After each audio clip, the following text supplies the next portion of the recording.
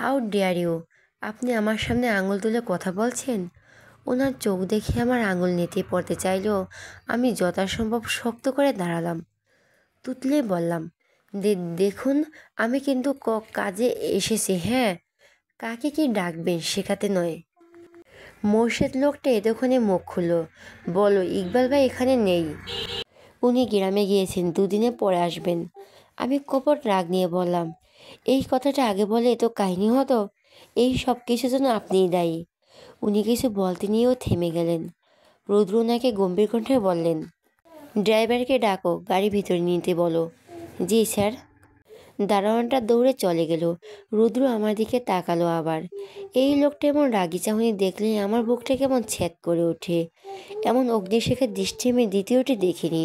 উনি এবার আমাকে শাসিয়ে বললেন, কাল একটুর জন্য বেঁচে গেছিলাম, এটা লাস্ট ওয়ার্নিং।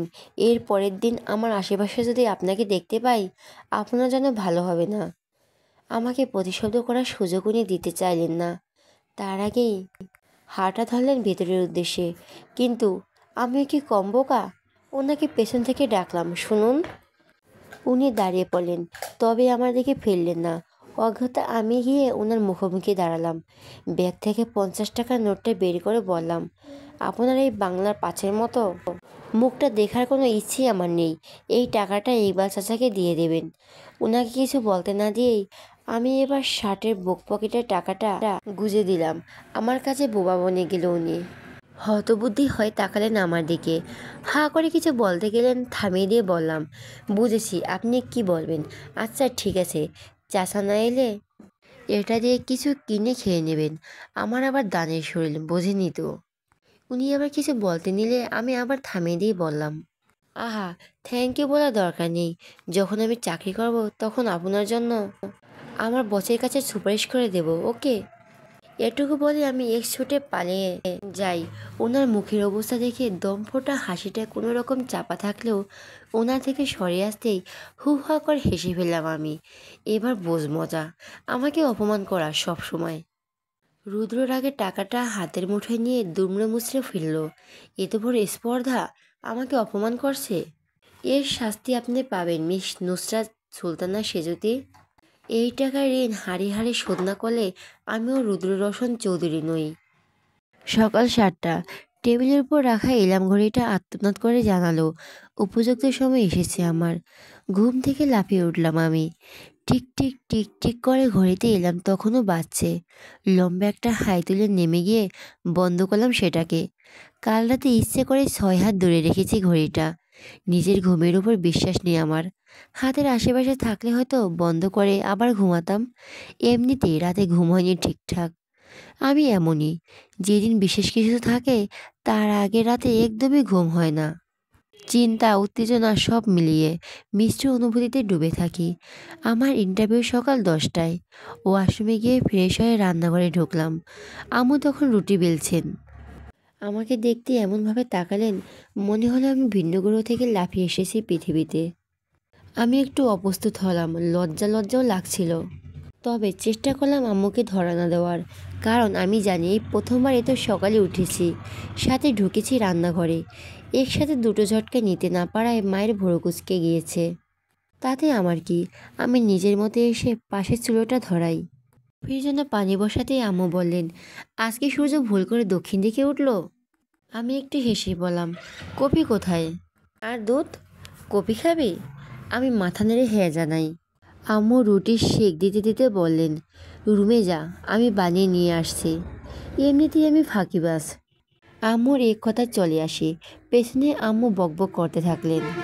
জানি তো শেষমেশ আমাকেই বানাতে হবে, শুধু শুধু নাটক করে গেল আর কি। আমি হেসে ফেললাম। আম্মু আমার মতো বুদ্ধিমতী, কী সুন্দর বুঝে ফেললেন। যাওয়ার পথে আরিশা আপুর ঘরে উকি দিলাম। আপু হাঁ করে ঘুমাচ্ছে। আমার খুব ইচ্ছে করলো আপুর আরামের ঘুমে ব্যাঘাত দিতে। এর আগে এমন বহুবার করছি। আপুর খুলে রাখা মুখের ভেতর কখনো চিনি ঢেলে দিতাম, কখনো ময়দা। মজার ব্যাপার, আপু তাতেও সজাগ হতো না। আজও সেরকম কিছু করতে মন চাইছে। একবার রুমের ভেতরে দিয়ে আর এক পাটা আগের জায়গায় ফেরত নিয়ে আসি। না, আজ কোনো দুষ্টুমি করা ঠিক হবে না। আপুকে চটালে চাকরি খোয়ানোর সম্ভাবনা। 200%। রুমে এসে বারান্দা দাঁড়িয়েছি। ভোর রাতে বৃষ্টি হয়েছে খুব। বর্ষাকাল শেষ হয়েছে সেই কবে, অথচ বৃষ্টি পড়ছে হুটহাট। এই তো গুড়ি গুড়ি বৃষ্টি পড়ছে এখনও। ছাদের সানসেট ছুঁড়ে টুপটাপ পানি গড়াচ্ছে। রাস্তায় জমেছে ড্রেনে ময়লা পানি, ডাস্টবিনের ঠোঙাগুলো ভাসছে তার উপর। আমার হঠাৎ সেই নাকুচু জিরাফটার কথা মনে পড়ল। কোনোভাবে যদি ওটাকে এই পানিতে চোবাতে পারতাম, জীবনটা ধন্য হতো। বেটাকে যা জব্দ করলাম কাল, নিশ্চয়ই আমার উপর ক্ষেপে আছে। হাতের নাগালে পেলে কি করবে সেটাই ভাবছে। কিন্তু আমাকে পেলে তো হারিকেন দিয়ে খুঁজলেও আমাকে পাবে না। বেশ করেছি ওনাকে কথা শুনিয়ে। ওরকম ফাজিল লোকটাই টাইট দেওয়া আমার জাস্ট বাঁ হাতের খেল। একা একা কি বিড়বিড় করছিস? কথাটা শুনে পাশ ফেলি। আম্মু কফির মগ নিয়ে দাঁড়িয়ে আছে, সাথে কেমন অদ্ভুত চোখে তাকিয়ে আছে আমার দিকে। আমি যত্রমগটা হাতে নিয়ে বললাম, কিছু না। একটু হাসার চেষ্টা করলাম। আম্মু তাও কেমন চোখ ছোট করে চেয়ে থাকলো। আমি ব্যস্ততা দেখিয়ে বললাম, তুমি যাও আম্মু, বাবা অফিসে যাবে না, যাও তুমি। আম্মু যাচ্ছিল ঠিকই, কিন্তু যেতে যেতে বারবার আমার দিকে তাকাচ্ছিলেন। তার গোয়েন্দা দৃষ্টি কথা বলছিল তখন। নির্ঘাত দুটো জিনিস ভাবছে, এক, আমাকে ভূতে ধরলো কিনা, অথবা আমি প্রেমে পড়েছি কিনা। আমার আম্মু যাওয়ার দিক থেকে চোখ সরিয়ে সামনে তাকায়। বেখেয়ালে কপিতে চুমুক দিতে গরমে জিভ পুড়ে যায় আমার। এই এক মহাবিপত্তি। যখনই চা কফি খাবো জিভ পুড়বে। যাক, পুড়লে পুড়ুক, জিভই তো পুড়েছে। যদি ইন্টারভিউতে না টিকি, তবে দেহ মন সমস্ত অঙ্গ প্রত্যঙ্গের সাথে মান সম্মানটাও পুড়ে ছাই হবে আমার। অত্যন্ত অপ্রভাই আমাকে সিলেক্ট করলেই হলো। কতদিনের ইচ্ছে নিজে উপার্জন করব, নিজের টাকা পূরণ করব, অবাধ্য সব ইচ্ছে, স্বাবলম্বী হব। একবার চাকরি পেলে আমার আর কে আটকাবে। ঠিক 10টায় বেরিয়েছি বাসা থেকে। আসার আগে আম্মু আপুকে সবাইকে সালাম করেছি। আপু খুশিতে গদগদ হয়ে আমাকে 500 টাকা বকশিসও দিয়েছে। বাবাকে জানায়নি, কারণ বাবার কড়া হুকুম বাসা থেকে বের হওয়া যাবে না। কাল বের হওয়া নিয়ে রাগারাগি করছিলেন খুব। বেরিয়েছি আম্মু আর আপুর দৌলতে, তাই আজ বাবাকে বলিনি। ভাবলাম একেবারে চাকরি পাকা হলে জানাবো। নিশ্চয়ই তখন আর রাগ করতে পারবেন না। খুব বেশি দিন হয়নি স্কুটার চালানো শিখেছি। শুকনো রাস্তায় যেখানে হিমশিম খেতাম, সেখানে আজ রাস্তায় জমে থাকা পানির মধ্যে স্কুটি চালাতে ভীষণ বেগ পেতে হচ্ছে। টলতে ডুলছে আমার গাড়ি। একটা সময় আমাকে হতাশ করে দিয়ে স্কুটিটা দাঁড়িয়ে পড়ল। ভালো করে খেয়াল করতে বুঝলাম চাকা পাঞ্চার। কি কপাল! এরকম একটা শুভ দিনে চাকার হাওয়া বের হওয়াকে মনে মনে অশুভ ঘোষণা করলাম আমি। ঢাকার রাস্তাঘাট সব আমার হাতের তালুর মতো পরিচিত। একটু এগোলেই একটা গ্যারেজ পাবো জানা ছিল। স্কুটিটাকে ঠেলে ঠুলে নিয়ে গেলাম সেখানে। আমাকে দেখতেই গ্যারেজের একজন এগিয়ে এলো। সমস্যার কথা বলায় চাকার হাওয়া দেওয়ায় বন্দোবস্ত করতে ব্যস্ত হলো ছেলেটি। আমি তখন গলায় ঝুলানো স্কার্ফ দিয়ে কপালে ঘাম মুছছি। পাশ ফিরে দেখলাম একটা কালো গাড়ি। কি ব্যাপার, আজকাল সব কালো গাড়ি কেন দেখছি? ওই রুদ্র রোশনের গাড়িও তো কালোই ছিল। কোনোভাবে এটা ওর গাড়ি নাকি? আমি কোমরে হাত দিয়ে গাড়িতে ঘুরে ঘুরে দেখলাম। না, এটা সেই গাড়ি নয়। যাক, ভালোই হলো, নাহলে এসেছিল ইট মেরে গাড়ির হেডলাইট ফাটানোর। মালিকের মাথা তো ফাটানোর সুযোগ হবে না, অসহায় গাড়ি থেকে ফাটাতাম। ড্রাইভিং সিটটা খালি, দেখে বুঝলাম গাড়িটাও ফাঁকা। মেয়েটা একটু আয়না প্রেমিক। যেখানে সেখানে আয়না পেলেই শুরু হয় নিজেকে গোছানোর পালা। আমিও তার বাইরে নয়। প্রথমে চুলটা ঠিকঠাক করে গলার স্কার্ফ ঠিক করলাম। এরপর ব্যাগ থেকে লিপস্টিক বের করে শুরু করলাম ঠোঁটে লাগানো। সবশেষে ঠোঁট গোল করে ফ্লাইং কিস ছুঁলাম আয়নায়। তখনও ভাবিনি ভেতরে কেউ হতভম্ব হয়ে তাকিয়েছিল আমার দিকে। একটু বাদে গ্যারেজে ছেলেটি ডাকলেন আমায়। চাকা ঠিক করে দিয়েছেন উনি। ওনার পাওনা টাকা বুঝিয়ে দিয়ে স্কুটি নিয়ে রওনা হলাম আবার। অফিসের কাছাকাছি যত আসছি, ভয়ে হাত পা ঠান্ডা হয়ে আসছে। একটার সময় পৌঁছলাম গন্তব্যে। স্কুটি রেখে অফিসের দিকে তাকাতেই মুখ হা হয়ে এলো আমার। কি ঝকঝকে চকচকে সুন্দর! ভাইটা সম্পূর্ণ কাজ দিয়ে তৈরি। দেখলে মুগ্ধ হবে যে কেউ। অফিসের মালিক নিশ্চয়ই ভীষণ রুচিসম্পন্ন। এখানে কাজ করা তো আমার 14 গোষ্ঠীর সৌভাগ্য। মুখ ফুলিয়ে নিঃশ্বাস নিয়ে চওড়া করলাম বুক। তীব্র সাহস নিয়ে কাছের দরজা খুলে ঢুকলাম অফিসে। কোথায় যাব প্রথমে? হ্যাঁ, রিসিপশনে যাই। রিসিপশনের আসনে একজন অল্প বয়সী মেয়ে বসা। ওনার কাছ থেকে জেনে নিলাম ইন্টারভিউ কোন দিকে নিচ্ছে। যথারীতি চলে গেলাম সেকেন্ড ফ্লোরে। যাওয়ার পরের দৃশ্যটা দেখতেই আমি চূড়ান্ত পর্যায়ে আহত হলাম। 20-25 জন ক্যান্ডিডেট কমপক্ষে বসে আছে ওখানে। এতগুলো লোকের মধ্যে আমাকে কেউ সিলেক্ট করবে? হায় কপাল! তবে একটা আশার আলো আছে অবশ্য। এই একই কাজের জন্য মোট 10 জনকে বাছাই করা হবে। এর একটি তালিকায় নিজের নাম ঢোকাতে পারলে আমি খুশি। দাঁড়িয়ে আছি, বসার জায়গা নেই। হঠাৎ একটি মেয়ে আমাকে ডেকে বলো, এক্সকিউজ মি, আপনি এখানে বসতে পারেন। মেয়েটির পাশের চেয়ারে ওর ব্যাগ আর ফাইল রাখা ছিল। ও সেগুলো তুলতে আমি বসলাম। মৃদু হেসে বললাম, ধন্যবাদ। It's all right. আমি তোহা মেহেরিন, আপনি? সেজুতি। ইন্টারভিউ? জি। ভয় লাগছে না? একটু তো লাগছে। তোহা ভীত কণ্ঠে বলো, আমারও লাগছে। এই প্রথম ইন্টারভিউ দিচ্ছি, কি হবে কে জানে। আমি হেসে বললাম, এক কাজ করি চলুন, আপনি আপনার আমার দুজনের জন্য প্রে করুন, আর আমি আর আমার আপনার জন্য। দিন শেষে কারোর না কারোর দোয়া তো কবুল হবেই। তারপর দুজনে সিলেক্ট হব। তোয়া হেসে ফেল, উচ্ছ্বাসিত কণ্ঠে বলল, গুড আইডিয়া। আমাদের কথার মাঝে ডাক পড়ল তোহার। তোয়া যাওয়ার আগে আমাকে বলল, দোয়া করবেন হ্যাঁ। এরপরে ছিলেন নিশ্চয়ই আমার। তোহা ভেতরে গিয়েছে প্রায় 10 মিনিট, কিন্তু ভয়ে জমে আছি আমি। অব্র ভাইয়া আরিশা আপুর কথা মতো যদি কঠিন প্রশ্ন জিজ্ঞাসা করে, উহ আল্লাহ, আজকে সিলেক্ট হলে আপুর সাথে আর ঝগড়া করব না। আমার এমন অনেক ভাবনার মধ্যে বেরিয়ে এলো তোহা। চেহারা বেশ ঝকমকে। আমার কাছে আসতে জিজ্ঞাসা করলাম, ভালো হয়েছে? তোহা ভোরের ইশারায় বোঝালো, অনেক। এরপরে ডাক পড়ল আমার। কাঁপা কাঁপা পা নিয়ে এগোলাম। দরজার টোকা দিতে ওপাশ থেকে উত্তর এলো, কামিন।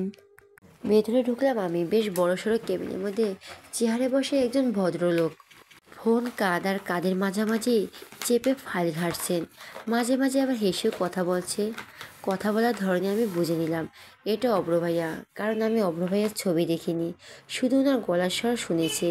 আপু অনেকবার দেখাতে চাইলেও বলছিলাম একমাত্র শালি তার একমাত্র দুলাভাইকে সামনাসামনি দেখার ইচ্ছে পোষণ করে। আমি হাতের ফাইলটা বুকে চেপে অব্র ভাইয়ের দিকে তাকিয়ে আছি। ঠোঁটে কামড়ে খুঁটিয়ে দেখছি তাকে। না, দেখতে ভালোই, আবুর সাথে বেশ মানাবে। শুভ্র সুন্দর মুখের গঠন। প্রথম দেখায় তাকে ভালো মানুষ হিসেবে চিহ্নিত করা খুব একটা কঠিন কাজ নয়। আমি গলা ঝেড়ে কাশি দিলাম। শব্দ শুনে ভাইয়া মুখ তুললেন। আমার দিকে খানিকক্ষণ ভুরু কুঁচকে চেয়ে থেকে হাতের ফ্রেন্ডটা আমার দিকে তাক করে বললেন, সেজুতি। আমি জোরে জোরে দুবার মাথা না নাড়াতেই ভাইয়ের গালে ভর করলো হাসি। ফোন নামে ফাইলটা তৎক্ষণাৎ বন্ধ করে বলল, আসুন আমি এগিয়ে যাই। ভাইয়া চেয়ার দেখে বললেন, বসুন। আমি বসলাম। ভাইয়া আপনি আজ্ঞে করছেন কেন? ফোনে তো তুমি করে বলতেন। প্রশ্নটা করব ভাবলেও করলাম না। ভাইয়া হাতের ইশারায় আমার ফাইলটা চাইলেন। আমিও হাতের ফাইলটা এগিয়ে দিলাম ওনার দিকে। ভাইয়া ফাইলটা উল্টাতে উল্টাতে প্রশ্ন ছুড়লেন, তা এত তাড়াতাড়ি জব কেন করবেন? পড়াশোনা তো এখনও শেষ হয়নি। আমি প্রশ্নের উত্তর দিলাম না, উল্টো চট করে বললাম, আপনাকে কিন্তু হেব্বি দেখতে অব্র ভাইয়া, যে কেউ ক্রাশ খাবে। অব্র ভাইয়া বিষম খেলেন হয়তো। প্রশ্নের প্রেক্ষিতে এমন উত্তর আশা করেনি উনি। যত্র কাশিতে ফেটে পড়লেন। আমি ভুরু কুঁচকালাম। পাশ থেকে পানি গ্লাস উঠিয়ে ওনাকে দিলাম। ভাইয়া ঢকঢক করে খেলেন। টিস্যু দিয়ে মুখ মুছে বুকে হাত দিয়ে লম্বা শ্বাস ফেলে বললেন, আরিশা ঠিকই বলছিল, তুমি আসলে একটা জিনিস। কথাটা আমার প্রশংসা করা হলো নাকি নিন্দে, সেটা না বুঝে দাঁত কেলেই হাসলাম আমি। অব্র ভাইয়ের মুখটা খানিক সিরিয়াস করে বললেন, দেখো সেজুতি, এটা অফিস। এখানে আমাদের শুধু কাজের সম্পর্ক, ওকে? আমি নিরুদ্দেশ করে বললাম, হ্যাঁ অবশ্যই। আমি শালি, আপনি দুলাভাই। এটা কি অকাজের সম্পর্ক? দুনিয়ার সব থেকে দুষ্টু মিষ্টি সম্পর্কই এটা। অব্র ভাইয়া হয়তো বিরক্ত হলেন। মুখ ফুলে শ্বাস ফেলে বললেন, তুমি কি এই ইন্ডাস্ট্রিতে চাকরি পেতে চাও?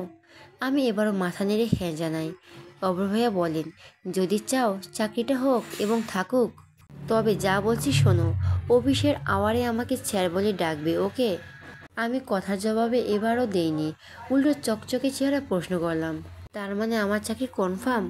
ভাইয়া থতমত খেয়ে বললেন, না আমি কি সেটা বলছি, ইন্টারভিউ এখনো শুরুই করিনি। আমার উচ্ছ্বাস নেতিয়ে এলো। ভাইয়া চেয়ারে হেলান দিয়ে প্রশ্ন করলেন, আচ্ছা বলো, হোয়াট ইজ ফ্যাশন? আমি দ্রুত বললাম, যেটা পরলে মনে হবে নিজেকে মানিয়েছে, সুন্দর লাগছে, সেটাই ফ্যাশন। অপর ভাইয়া হাঁ করে বলেন, এই সাঙ্গ কে সাজালো? আমি ফটাফট বললাম, আরিশা আপু। কথাটা মিথ্যে। আমি জানি আরিশা আপুর নাম শুনলে ভাইয়া ঠিক মিটেই যাবে। হলো তাই।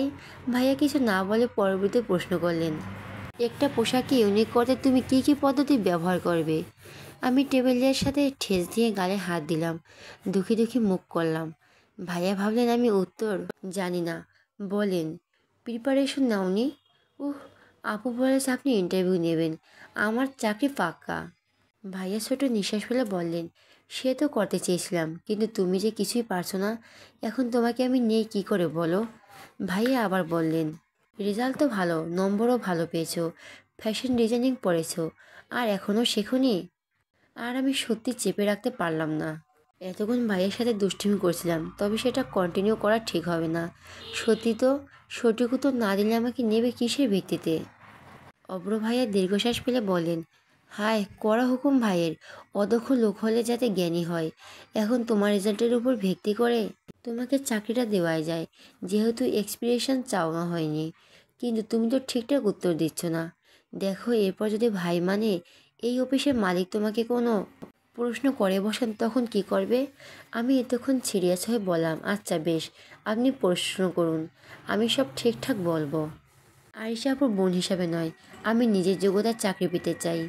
অমর ভাই তুস্তু হাসলেন, গ্রেট, এটাই তোমার থেকে আশা করছিলাম। আচ্ছা বলো তো, কোন শহরকে ফ্যাশনের রাজধানী বলা হয়? আমি এবার আর ভনিতা করিনি, সোজা সাপটা উত্তর দিলাম, ফ্রান্সের প্যারিসকে। ভাইয়া আবার বললেন, কয়েকজন আন্তর্জাতিক ফ্যাশন উদ্বোধকের নাম বলতে পারবে? কার্ল লেজারফেল্ড, আলেকজান্ডার মার্কিন, টম ফোর্ড, জন গ্যালিয়ার্স। ভাইয়া প্রায় 10-12টা প্রশ্ন করলেন আমাকে। আমি সবগুলো গুছিয়ে উত্তর করেছি। ভাইয়া ভীষণ খুশি হলেন, বললেন, প্রথমে তার মানে ফাজলাম করছিলে? আমি হেসে ফেললাম। ভাইয়া টেবিলের ড্রয়ার খুলতে খুলতে বললেন, আরিশা তার মানে তোমার ব্যাপারে সব ঠিক বলে, তুমি ভীষণ দুষ্টু।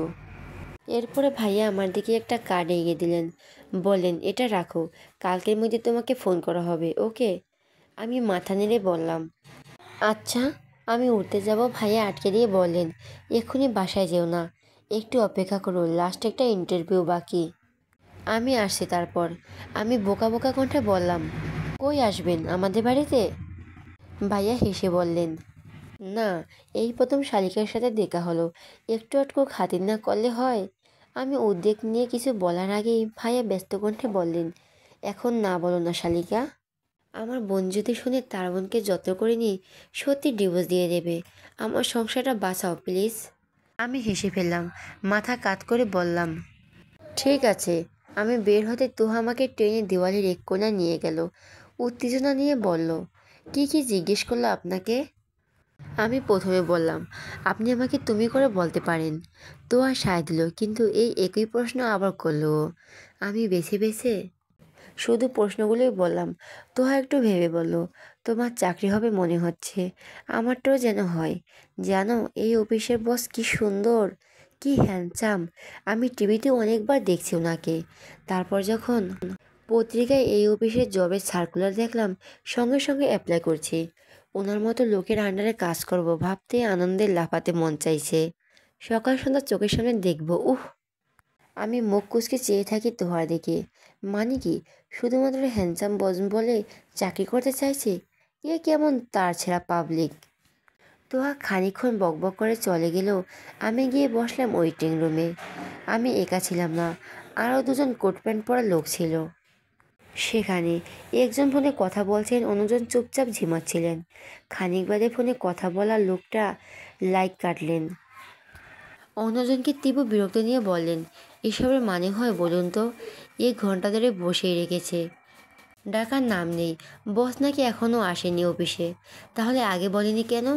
ওদিকে আমার বস আমার উপর চূড়ান্ত খেপেছেন, মিটিং ফিক্সড করে তো ফেঁসে গিয়েছে।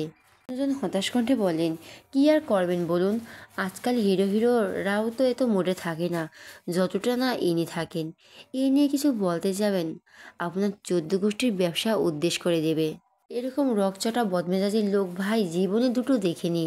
মানুষের অপেক্ষা করিয়ে কী আনন্দ পায় কে জানে। থাক বাদ দিন, দেয়ালেরও কান আছে, কেউ শুনে ফেলে বিপদ হবে। আমি কান সজাগ করে শুনছিলাম তাদের কথায়। এতটুকু বুঝলাম অফিসের বস মাত্রাতিরিক্ত রাগী, বদমেজাজি। অদ্ভুতভাবে আজকাল শুধু এমন লোকদেরই সাক্ষাৎ পাচ্ছি আমি। এখন হয়তো বদমেজাজের সিজন চলছে। প্রথমে সেই রৌদ্র রওশন, আর এখন অফিসের নাম না জানা বস। ধুর, তাতে আমার কি? আমি তো আর তার সহকারী হচ্ছি না যে সবসময় তার পিছু পিছু ঘুরতে হবে।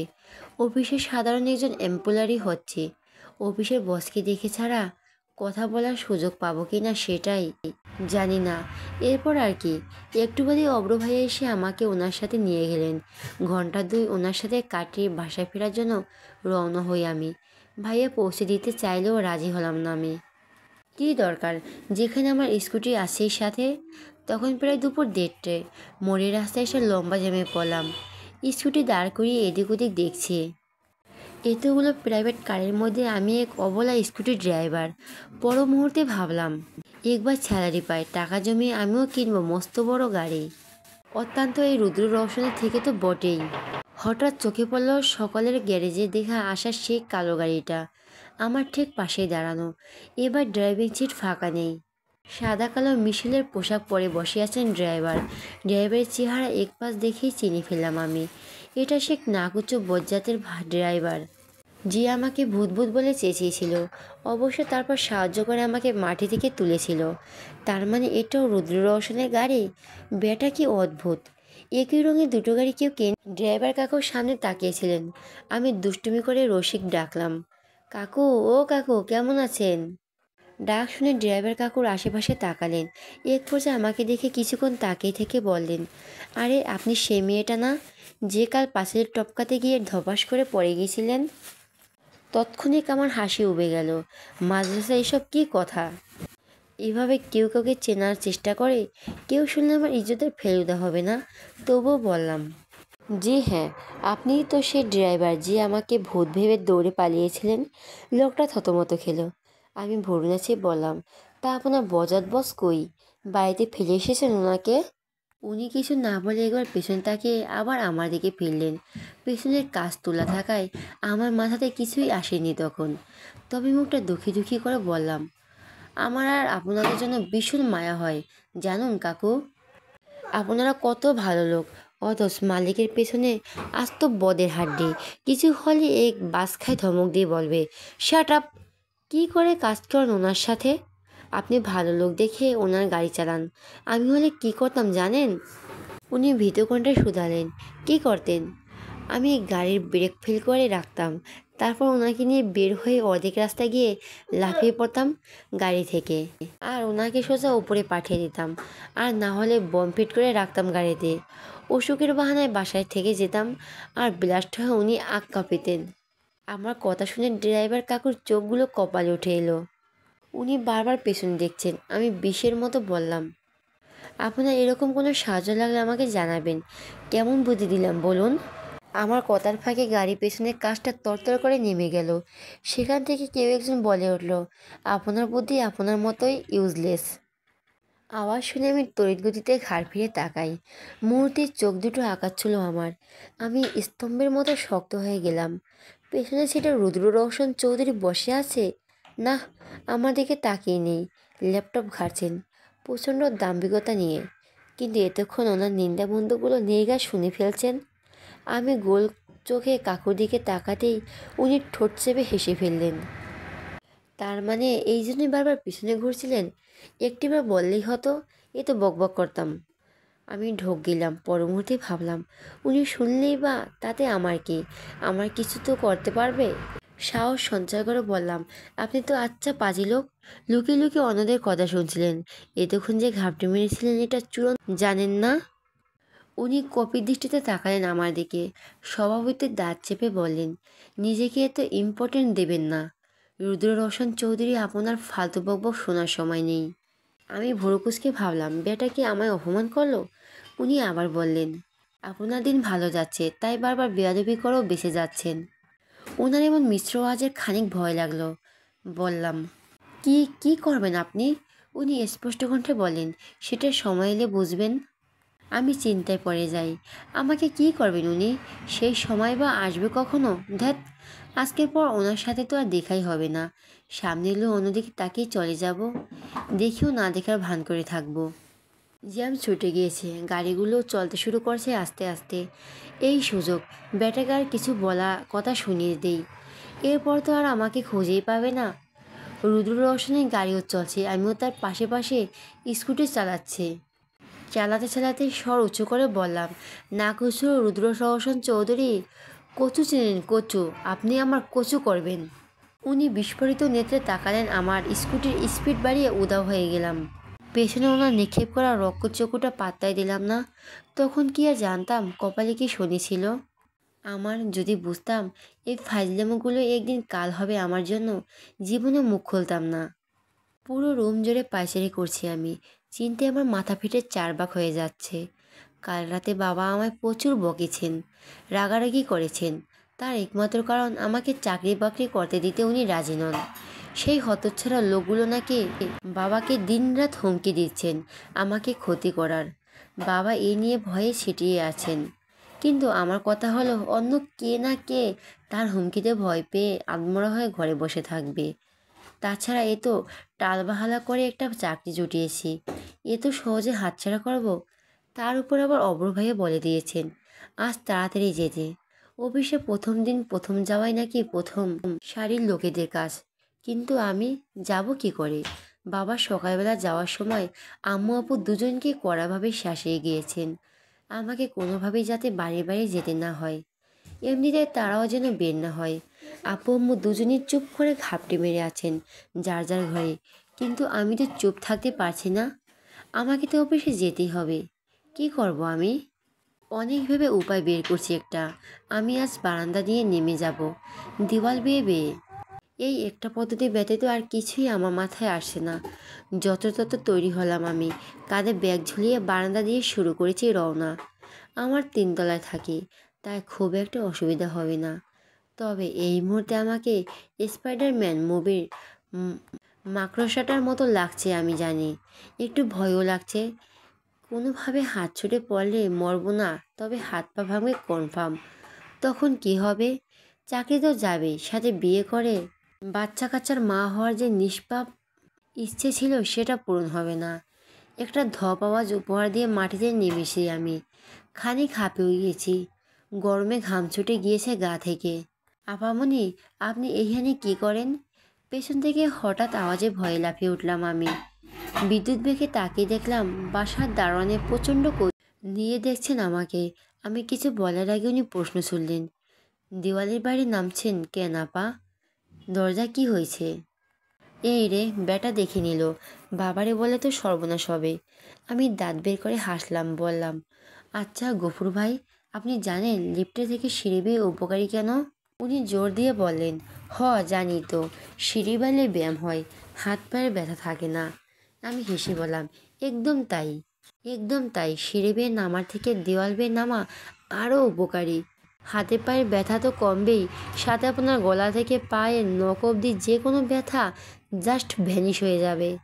উনি অবাক হয়ে বললেন, কী কোন সত্য? অবশ্যই। আপনার হাঁটুর ব্যথা আছে না? আপনি উঠে দেখতে পারেন। আমি মাকে বলে দেবো যেন আপনাকে আমাদের ব্যালকনি বেয়ে নামতে দেয়। ঠিক আছে, এখন সরুন, আমার অফিসে দেরি হয়ে যাচ্ছে। ওনাকে কিছু বলতে না দিয়ে আমি ছুটে বেরিয়ে গেলাম গেট থেকে। পেছনে গফুর ভাইয়ের বোকা বোকা চাহনি দেখার অফুরন্ত সময় যে আমার হাতে ছিল না।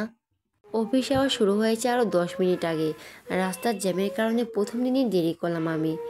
স্কুটি চালানোর সময় স্পষ্ট ফোনের ভাইব্রেট শুনছি। আমি জানি কার ফোন ছিল, নিশ্চয়ই অব্র ভাইয়ার, এছাড়া কে হবে? অবশ্য আপু বা আম্মু হতে পারে। এতক্ষণ হয়তো জেনে ফেলছে আমার ঘরে আছে, আমি নেই। তারপর বাবাকে জানাবে, বাবা রাতে ফিরে আবার আমায় বকবেন। এতে আমার কোনো আপত্তি নেই, কারণ আমার অফিস যাওয়া হলেই হয়। আমাকে তাড়াতাড়ি যেতে হবে, আজকে নতুনদের আইডি কার্ড দেওয়ার কথা। অফিসের সামনে এসে স্কুটির জোরে ব্রেক কষলাম, তবে বিপদ আমার পিছু ছাড়লো না। কারো গাড়ির সাথে স্কুটির চাকায় সজোরে আঘাত লাগলো। আমার স্কুটির ক্ষতি না হলেও ওপাশের গাড়িটার হেডলাইন ভেঙে গুরু গুরু হয়ে পড়ে গেল নিচে। আমার নেত্র ঘোলা হয়ে গেল রুদ্র রোশনের গাড়ি দেখে। এই রে, আবার সেই লোক! ড্রাইভার কাকু হন্তদন্ত হয়ে বেরিয়ে এসেছেন, কপাল চাপড়ে বললেন, হায় হায়, এই মেয়ে কি করলে এটা? চোখে দেখো না নাকি? সবসময় কিছু না কিছু গোলমাল পাকিয়েই এই মেয়ে। ছেলের গাড়ির হেডলাইট ভেঙেছ, কত বড় সাহস! দাও, ক্ষতিপূরণ দাও। কাকু এক নাগালে বলতে থাকলেন।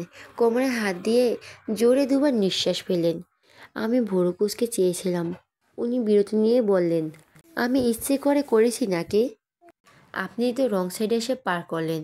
আপনি দেখে চালাতে পারেন না, আর এমন বাচ্চা মেয়ের থেকে ক্ষতিপূরণ চাইছেন? এই শেখান আপনার মালিক আপনাকে? ড্রাইভার কাকু হা করে কিছু বলবেন, এর আগে পেছনের দরজা খুলে নেমে এলো সে মানে রুদ্র রোশন চৌধুরী। আমি ওনাকে দেখেই ঢোক গেলাম। এই লোক আমি যেখানে যাচ্ছি সেখানে কি করে আসে? আমার প্রশ্ন মনে রয়ে গেল। উনি বুটের গটগট শব্দ শেষ করে দাঁড়ালেন। মুখ দেখে মনে হচ্ছে বেজায় চটে আছেন। ওনাকে দেখে আমিও স্কুটার থেকে নেমে দাঁড়াই। উনি প্রথমে গাড়ির হেডলাইনের দিকে তাকালেন, এরপর গরম চোখে চাইলেন ড্রাইভার কাকুর দিকে। ওনার চোখ দেখে কুকড়ে গেলাম। কাকু নিজে থেকে কাঁদো কাঁদো কণ্ঠে বলেন, স্যার, আমার কোনো দোষ নেই। এই মেয়েটা হঠাৎ এসে গাড়িতে ধাক্কা দিয়েছে। আমার মুখ হা হয়ে এলো। কত বড় মিথ্যুক! রুদ্র রওশন চৌধুরীকে আমি আমার দিকে ফিরতে দেখে আমতা আমতা করে বললাম, আমি কিছু করিনি। আপনার ড্রাইভার রং সাইড থেকে এসেছে। উনি আমার কথা বিশ্বাস করলেন না। ওনার আর আমার এমন দা কোমরের মতো সম্পর্কে বিশ্বাস করার কথাও নয়।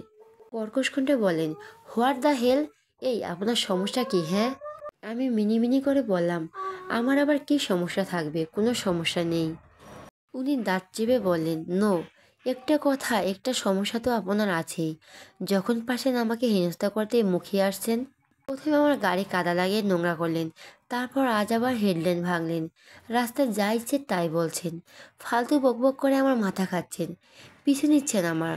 What is your expert problem? ওনার কথায় আমার ভুরু গুটিয়ে এলো।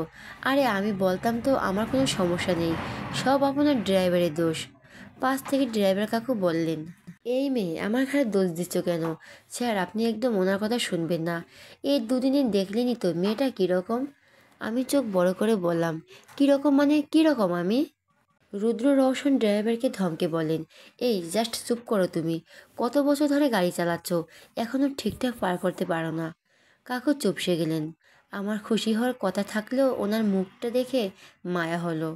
রুদ্র রওশন এরপর তাকালো আমার দিকে, দুই ভুরু নাচিয়ে জেরা করলেন, আর আপনি এখানে কি করছেন? কি কাজ এখানে? আমি স্পষ্ট কণ্ঠে বললাম, সেটা কি আমার আপনাকে বলতে হবে নাকি? আমার ইচ্ছে হয়েছে তাই এসেছি। আপনাকে কৈফিয়ত কেন দেব? উনি চোখ গরম করে বললেন, কথা কম, এই মুহূর্তে এখান থেকে যান। ফালতু লোকেদের জায়গা এই অফিসে নেই। এবার আমার সহ্যের সীমা লঙ্ঘিত হলো। মেয়েটা নিজেকে ভাবেটা কি? এমনভাবে বলছে যেন অফিসের শুদ্ধ কিনে নিয়েছে। চেতে বললাম, কি বললেন আপনি? আমি ফালতু? আপনি ফালতু, আপনার ড্রাইভার ফালতু, আপনার জাতিগোষ্ঠীর সব ফালতু। দেখুন, আজকে আমার অফিসের প্রথম দিন, তাই ঝগড়া করতে ইচ্ছে করছে না। প্লিজ যান তো এখান থেকে।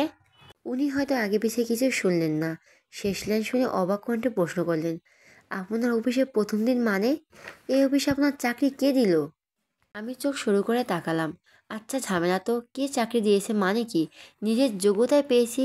নিজের যোগ্যতায় পেয়েছি। সবাই কি আপনার মতো নাকি? ওয়েট ওয়েট, আমার মতো মানে কি বলতে চান আপনি? ওনার মোটা স্বর। আমি অবিক কণ্ঠে বললাম, বলতে চাচ্ছি আপনি চূড়ান্ত পর্যায়ে ঝগড়ুটে, মেয়েদের মতো পায়ে পা লাগিয়ে ঝগড়া করেন।